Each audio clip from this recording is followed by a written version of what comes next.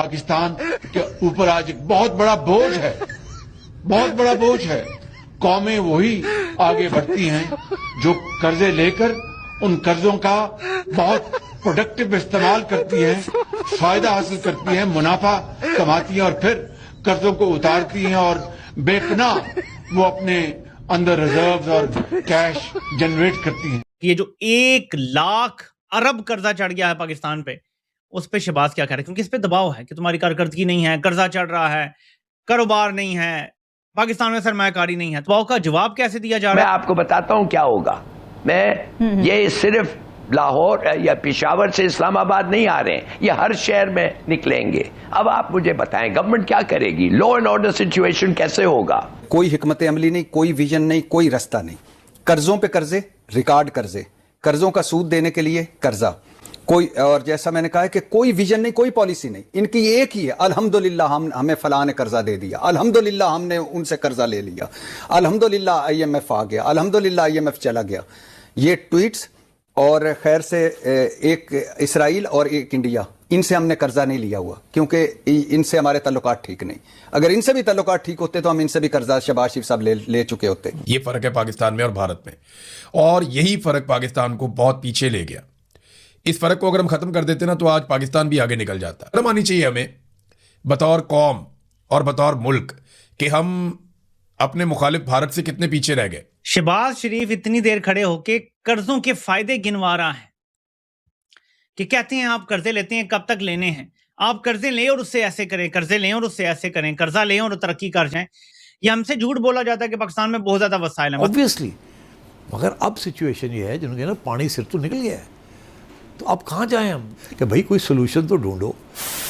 नमस्कार दोस्तों, जय हिंद। पाकिस्तान की आर्थिक हालत ऐसी हो चुकी है कि उनका टोटल कर्ज 1 लाख करोड़ पाकिस्तानी रुपए के पार निकल चुका है। लेकिन इसको कम करने के बजाय पाक फौज ने अपने कुल बजट का 21% हिस्सा इन्होंने सीधा डिफेंस और चाइना से हथियार खरीदने में लगा दिया है। हाल ही में आए आंकड़े इतने डरावने हैं कि पाकिस्तानी सदमे में है। पाकिस्तान की सरकार हर मिनट 18 लाख रुपए का नया कर्जा ले रही है। कमाई के हर 100 रुपए में से 72 रुपए पुराना कर्ज और ब्याज चुकाने में जा रहा है। 1971 में जहां पैदा होने वाले बच्चे पर सिर्फ 462 रुपए का कर्ज था, आज हर नए बच्चे 3.5 लाख रुपए के कर्ज के साथ पैदा हो रहे हैं। लेकिन पाकिस्तानियों का गुस्सा तब टूटा जब प्राइम मिनिस्टर शहबाज शरीफ ने इस कर्जे पर शर्मिंदा होने के बजाय इसके फायदे गिनाने शुरू कर दिए। पाकिस्तानी प्राइम मिनिस्टर ने कहा है कि कर्जा लेना कोई बुरी बात नहीं है, कर्ज लेके ही देश आगे बढ़ते हैं और तरक्की करते हैं। पाकिस्तानी बोल रहे हैं कि अगर संबंध अच्छे होते तो शहबाज शरीफ भारत में भी कटोरा लेके पहुंच जाते। पाकिस्तान के अंदर जो मरकज़े निगाह या जो मरकजी हैसियत जिस शख्सियत को मिली तकरीबात के अंदर, वो फील्ड मार्शल आसिम मुनीर है, एक सरकारी मुलाजिम, एक फौजी ऑफिसर जिसने रिटायर हो जाना है और जो एक्सटेंशन के ऊपर है। जबकि भारत में जो मरकज़ निगाह था या जिसे मरकज़ी किरदार कहा जा सकता है, वो वहाँ का मुंतखब वज़ीर आज़म था। ये फ़र्क है पाकिस्तान में और भारत में, और यही फ़र्क पाकिस्तान को बहुत पीछे ले गया। इस फ़र्क को अगर हम ख़त्म कर देते ना तो आज पाकिस्तान भी आगे निकल जाता, बांग्लादेश की तरह, भारत की तरह। बहुत सारे लोगों को जब हम ये कहते हैं ना, शर्म आनी चाहिए हमें बतौर कौम और बतौर मुल्क कि हम अपने मुखालिफ भारत से कितने पीछे रह गए बहुत सारे मैदानों में।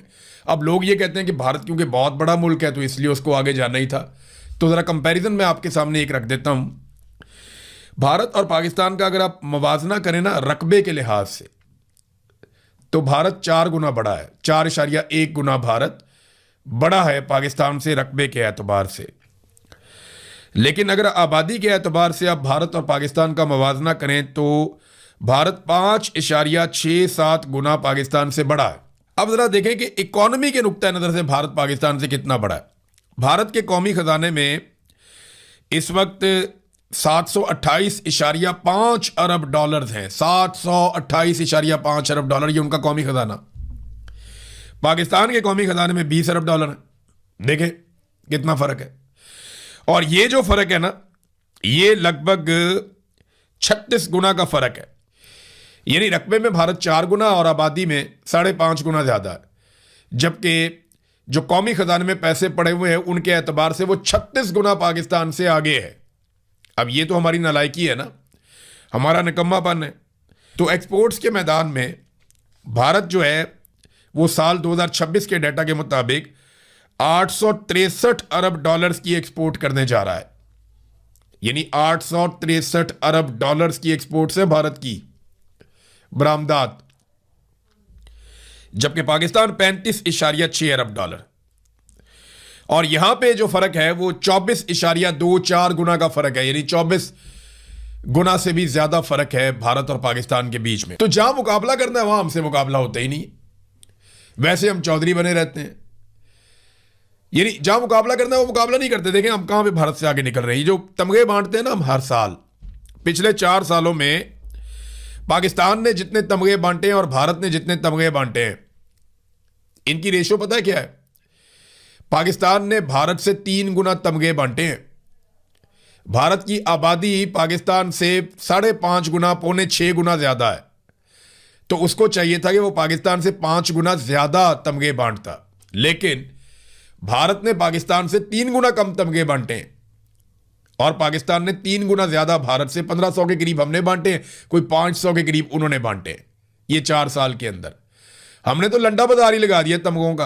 अच्छा, जो शख्स भी इस निज़ाम को सपोर्ट करता है, चाहे अपनी खबर के जरिए करे, चाहे अपने रिश्तेदारों के जरिए करे, चाहे अपने लोगों के जरिए करे, चाहे अपनी पॉलिटिकल पार्टी के जरिए करे, या जैसे भी करे, जो शख्स या डंडे के जोर के ऊपर करे, अपनी बंदूक के साथ करे, जो शख्स भी इस निज़ाम को सपोर्ट करता है ना, उसको ये अवार्ड दे देते हैं।